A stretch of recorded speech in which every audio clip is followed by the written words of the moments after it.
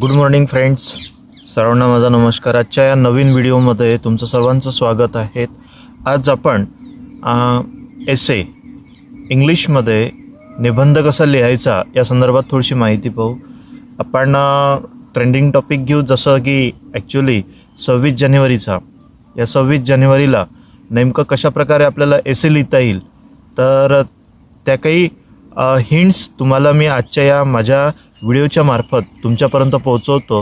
कारण जवळपास आता एक्झाम्स जवळ आलेले आहेत. जसं पहिले 12ची आहे, त्यानंतर 10ची आहे, नंतर छोट्या क्लासेस मुलांची आहे, विद्यार्थ्यांची आहेत. तर त्या सर्व विद्यार्थ्यांना मला हेच मार्गदर्शन करायचं आहे की एसे लिहिते वेळी नेमकं काय लक्षात घ्यायचं आहे, कुठले पॉईंट्स आपल्याला लिहायचे आहेत. चला तर सुरुवात करूया.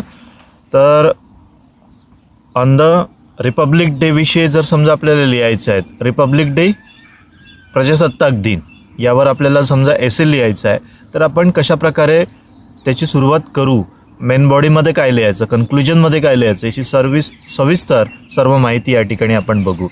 तर बघा, आपल्याला सुरुवात करायची आहे एसेसाठी इंग्लिशमध्ये. Let start.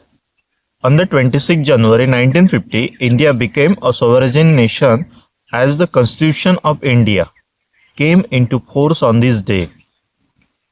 Thus, 26 January is celebrated every year as our Republic Day. The Republic Day parade at Delhi is the center of attraction. It is considered as a privilege to watch the parade on this day at Delhi. As I study in military school, 26 January is considered a very important day. Many events and competitions are organized on this day. Participating in the parade is a very prestigious thing there. The practice for this parade starts a month before. Special instructions from different regiments are invited every year to train the cadets, as we cannot meet our parents the rest of the year. So, our parents are invited to the school on this day. Our day starts with the preparations for the function. We are ready at the parade ground at 7 a.m. for the flag hoisting. Officers of high rank in the army are invited to the occasions. So it is a matter of pride for us to perform the parade. After the parade, the chief guest speaks a few words and distributes the prize for the events that took place the year round. The ceremony is held in military discipline. After the prize distribution, with the gap of exactly 15 minutes, various exhibitions games are played. The parents are allowed to see the whole campus after the games. The whole campus is decorated by the cadets, especially the students' rooms. After the whole ceremony, our school organizes a feast for the cadets as well as their parents.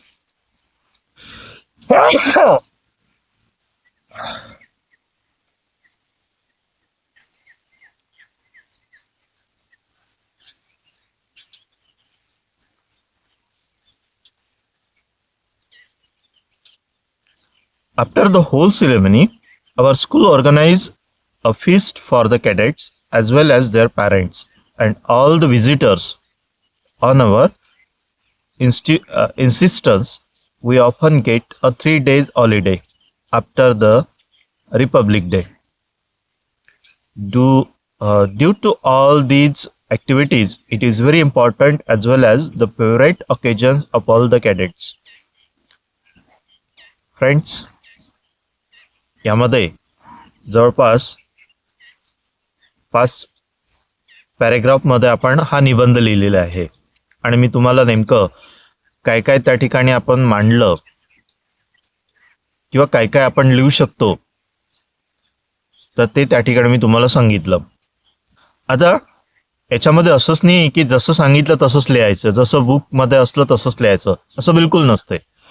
आपण विद्यार्थ्यांनी स्वतःचं मनोगत, स्वतःचे word, स्वतःचे construction इंग्लिशमध्ये ज्या पद्धतीनं मांडता येईल, त्याला लिहिता येईल, त्या पद्धतीने तो काय करू शकते, त्या ठिकाणी लिहू शकते. ठीक आहे. तर आपण यामध्ये जे तुम्हाला मी सांगितलं एसे रिपब्लिक डे, त्यामध्ये या पॅसेजमध्ये दिलेल्या एसेमध्ये कुठले कुठले टिपिकल वर्ड्स होते ते तुम्हाला सांगतोय. जसं की पहिला सॉव्हरेन म्हणजे पॉझेसिंग किंवा सुप्रीम पॉवर, विशिष्ट गुण, प्रदान, श्रेष्ठ असलेला. Privilege, special benefit, rights of a person, विशेष अधिकार, स्वाधिकार. Prestigious, army commanded by an colonel, एक कर्नल के अधीन सेना. Campus, premises of an educational institution. A hostel, मैदान, अहता किंवा प्रांगण. Okay.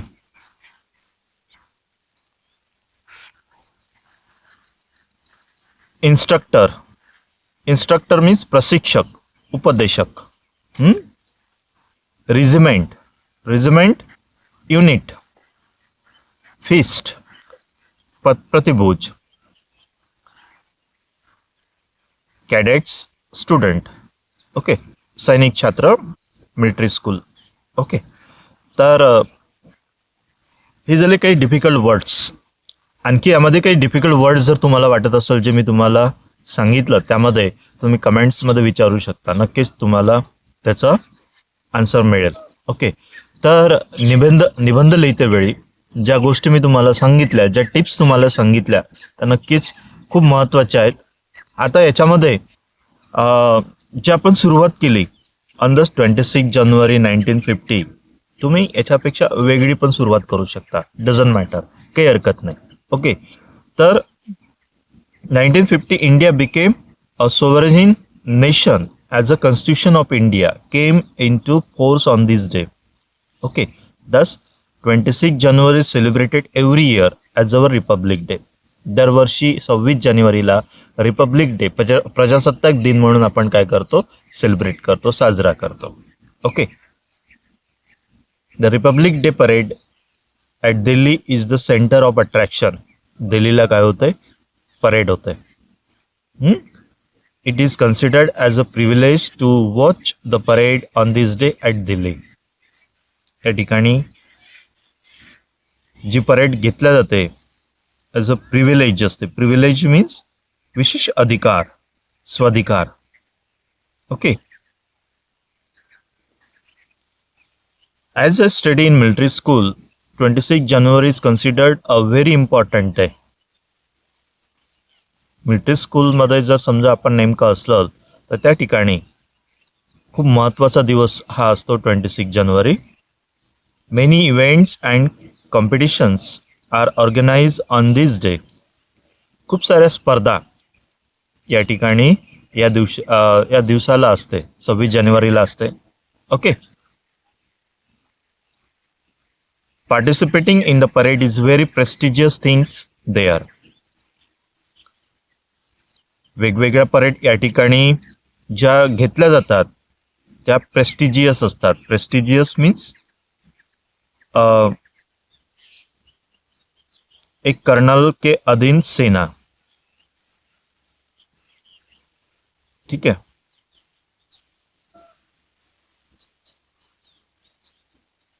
The practice for this parade starts a month before. A special instructor from different regiments are invited every year to train the cadets. As we cannot meet our parents the rest of the year, so our parents are invited to the school on this day. Military स्कूलमध्ये असणाऱ्या विद्यार्थ्यांना वर्षभर आपल्या पॅरेंट्सला भेटता येत नाही, पण 26 जानेवारीला प्रत्येक पॅरेंट्सला त्या ठिकाणी इन्व्हाइट केलं जातं, आमंत्रित केलं जाते. आणि त्या दिवशी त्या विद्यार्थ्याला आपल्या पॅरेंट्सला भेटता येतं. लक्षात आलं?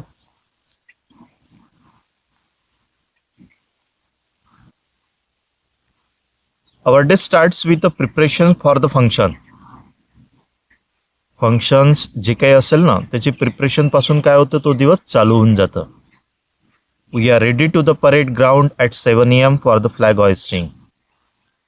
परेडसाठी 7 वाजताच ग्राउंडवर तयार व्हावं लागतं विद्यार्थ्यांना. आलं लक्षात? आणि फ्लॅग होइस्टिंग पण सुद्धा असते, झेंडावंदन. Officers of high rank in the army are invited to the occasions. जे काही अधिकारी आहे, ऑफिसर्स आहे, हाय रँकवाले, त्या ठिकाणी आमंत्रित केलं जातं या प्रसंगाला.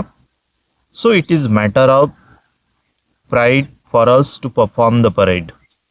म्हणजे परेड जी प्रॅक्टिस केलेली असते ती परफॉर्म करावं लागतं त्या गेस्ट समोर, त्या पाहुण्यांसमोर. आफ्टर द परेड, आता बघा, परेड झाल्याच्या नंतर chief guest speaks a few words and distributes the prize for the events that took place the year round. काय होतं, परेड झाल्याच्या नंतर हे जे चीफ गेस्ट आहे हे मार्गदर्शन करतात, भाषण देतात, आणि भाषण दिल्यानंतर मग काय होतं, प्राइज डिस्ट्रीब्युशन होतं, बक्षीस वितरण. ठीक आहे. Ceremony is held in military discipline. After the prize distribution, with the gap of exactly 15 minutes, various exhibitions games are played. मग इतर जे काही प्रदर्शनी असते त्या सुद्धा सुरू होऊन जाते. ठीक आहे.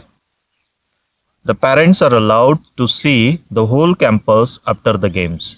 मग सर्व गेम झाल्याच्या नंतर पॅरेंटला सुद्धा सर्व कॅम्पस बघण्यासाठी इन्व्हाइट केलं जातं, सांगितलं जातं. म्हणजे सर्व पॅरेंट्स सर्व जो काही कॅम्पस आहे तो सर्व बघून घेतं. Parents are allowed to see the whole campus. The whole campus is decorated by the cadets. कारण सर्व कॅम्पस कोणी डेकोरेट केलेला असतो, कॅडेट्सनी, स्टुडंट्सनी. After the whole ceremony our school organise a feast for the cadets as well as their parents. पूर्ण function झाल्यानंतर, programme झाल्यानंतर स्कूल, शाळेतर्फे सर्व पॅरेंट्ससाठी फीस्ट असते, जेवण असते. ठीक आहे. On our insistence we often get 3 days holiday after the Republic day. आणि त्यानंतर मात्र त्या मिलिटरीच्या विद्यार्थ्यांना रिपब्लिक डे म्हणजे प्रजासत्ताक दिनाच्या नंतर 3 दिवस हॉलिडे दिला जातो. ठीक आहे. It is very important as well as favourite occasion all the cadets. सर्व विद्यार्थ्यांसाठी हा एक खूपच फेवरेट म्हणजे आवडता काय असतो, ऑकेजन, एक प्रसंग असतो. सर्वजण एकदम खुश असतात. लक्षात आलं का? तर मग काय करू शकतो, एसे लिहिते वेळी आपण या पद्धतीने आपलं मत त्या ठिकाणी मांडू शकतो, लिहू शकतो. असं नाही की मी ज्या पद्धतीने तुम्हाला सांगितलं त्याच पद्धतीने तुम्ही लिहू शकता. तुम्ही तुमच्या सुद्धा स्वतःच्या आयडियाज तुम्ही त्या ठिकाणी त्या एसेमध्ये मांडू शकता. आलं लक्षात? हार्डली 5, 6, 7 पॅसेज, पॅराग्राफ त्या ठिकाणी एसे आला पाहिजे. ओके, बस एवढंच. तर फ्रेंड्स, माहिती कशी वाटली नक्कीच कमेंट्समध्ये सांगाल. ओके, माझं नाव मनोज झाडके.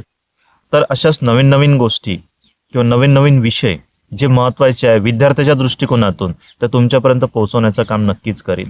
फक्त कमेंट्समध्ये तुम्हाला सांगायचं आहे जे काही तुम्हाला ज्या काही विषयासंदर्भामध्ये पाहिजे, नक्कीच आपल्या इंग्लिशच्या संदर्भामध्ये नक्कीच मार्गदर्शन तुम्हाला आपण या व्हिडिओच्या मार्फत करूया. ओके.